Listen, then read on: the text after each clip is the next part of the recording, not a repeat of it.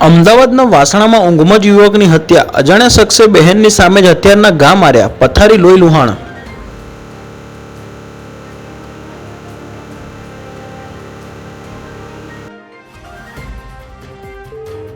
Petrol ડીઝલની તંગી મુદ્દે વિધાનસભામાં હોબાળો. વિપક્ષે તાત્કાલિક ચર્ચાની માંગ કરતા ઉગ્ર વિવાદ. સંઘવીએ કહ્યું, પેટ્રોલ ડીઝલનું નહીં, આ યુસીસીનું દુઃખ છે.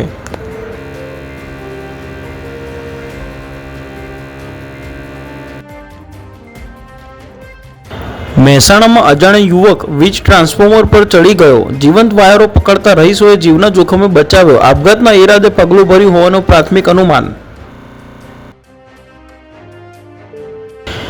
પોલીસકર્મીને ભાણેજે જાનથી મારી નાખવાની ધમકી આપી. ધંધાના પૈસા મુદ્દે સોશિયલ મીડિયા પર બદનામ કર્યા. અપહરણની પણ ધમકી.